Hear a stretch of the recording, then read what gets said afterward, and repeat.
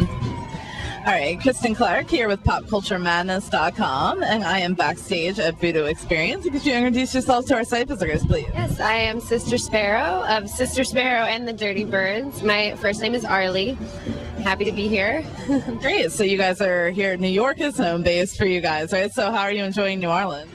New Orleans is my favorite city in the U.S., I think.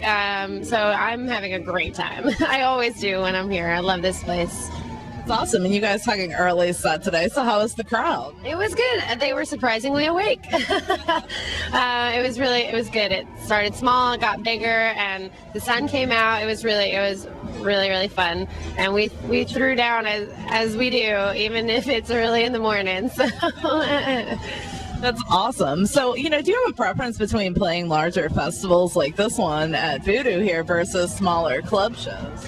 They're both so unique, and they have their own virtues and this and that. And I honestly wouldn't give one up or the other. I love the festival experience. It's such a community, atmosphere, and everybody's here to have a good time, and it's so easy to just be a part of it. And at a club, obviously you have to maybe sell a little harder, but that's great to be that close and the intimate experiences. So yeah, we do a lot of both. So it's good. I like to get that balance in there. So you guys played Jazz Fest down here before, too. How does Voodoo compare to Jazz Fest? Well, we played a late night set on Frenchman. So we played with the Soul Rebels brass band, actually. And so that's different. But I've come to Jazz Fest for, I think, the last 5 years. And so I've experienced the festival. And, I mean, they're similar to me, I think. But, with the good food and the good people and everything. But I think this one has, maybe it's just like the Halloween thing and the whole vibe, but it has this like special energy where people are just even that much more ready to be wild and crazy, and like the costumes and everything. So yeah, I love them both, I have to say. Absolutely.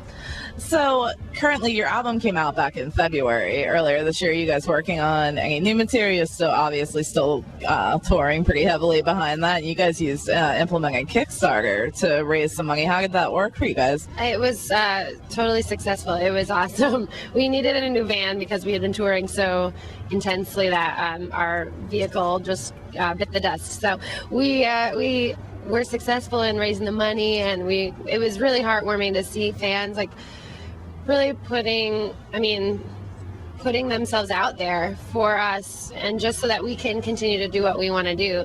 Yeah, I mean, it was really an amazing experience to have that. And yeah, we're starting to go back to your original thing. We are starting to think about our third album slowly, because our tour schedule is so involved, I'll say. I think we're going to do about 200 dates this year. So we don't have a ton of time to work on new stuff, but we do have a few new songs in the rotation already, and we're taking 3 weeks off so I can write a bunch more stuff coming up. Actually, this was our last show on this tour, so yeah, it's coming, hopefully. Well, I hope you guys will visit us in Philadelphia area at some point. So we will. We're actually playing we're opening for Government Mule in Philly December 29th, I want to say. And yeah, we've been to Philly a ton. We played the World Cafe Live a lot. We were just there at the beginning of this tour, actually. So yeah, we'll be around. Nice. So can you take our saviors a bit on, what the live show is like for you? What is your favorite aspects of performing live? I mean, with 9 members in the band. Yeah, it's amazing to be part of something that big, and we're all moving together, and being a part of the same thing, and sort of being on the same brainwave with each other, which is really, to me, that's like, it's totally magic. And I like to dance, so I get to go up there and just be free and dance, and obviously the singing is really fun too. It's very emotional for me. Like, I've been singing since I was 8 years old, and it's such a part of who I am, that being able to do it every day, or every other day, whatever it is really, I mean, it's just so fulfilling, and it makes my life like totally worthwhile. So yeah, it's I hope that I get to do it until I die. I think hopefully it'll be in the program. So So I know that your family was involved in music also, so you kind of had that as an upbringing. Do you have a pivotal music moment that happened in your life that made you decide you wanted to pursue it for a career? Oh, I remember being maybe 9 years old, and it was after my parents, because they were always in bands. And my dad's a drummer, my mom sings, and so I grew up going to their shows, and eventually they let me sing with them when I was 9. And I remember maybe like a few days after that, like walking around it on the streets of my tiny town in upstate New York, and I was like, oh, that's what I should do. I get it, that's what I'm supposed to do now. And so I remember like writing in my little journal. So I'd say, I mean, from the beginning it's been totally what, you know, I never had a doubt, which was really, I feel very lucky and fortunate that I had that sort of clear career path. But it's also, you know, comes with its own challenges of having that limitation and people just expecting you to just always do that and be there. But, you know, I have fun, so I'm not going to complain. So, you know, being that there's 9 people in the band, and who brings what to the table creatively? Well, what happens with the songwriting is I'll write the song, bring it to the boys, and then we arrange it all together. So the horns are, you know, all in one room, we're all together, but the horns will start coming up with their parts, and we'll all sort of give feedback, and then same for harmonica, guitar, you know. And my cousin adds so much on the drum set. I mean, he's so musical in the way that he drums. So I think every person really puts so much, they do bring a lot to the table in it. And so the arranging, once like technically the song is written, it comes a long way from my piano into like the, you know, 8 other dudes in the room, and we're all doing it together, and it's quite an experience. I can imagine. So what is a piece of advice you would share with aspiring musicians? I guess just don't give up and don't get dark on it. It's really easy to see the negative and see the darkness, and if you're out there working really hard and you feel like you're not getting anywhere, like, just stop. Like, you're going somewhere, and every step you take is another step in the right direction if you're doing what makes you happy and playing music, you know. Absolutely. So personally, I look at music as a universal language that we can all speak and understand. Is there anything in particular you hope your music will say to listeners? Yeah, I mean, again, just the positivity, you know.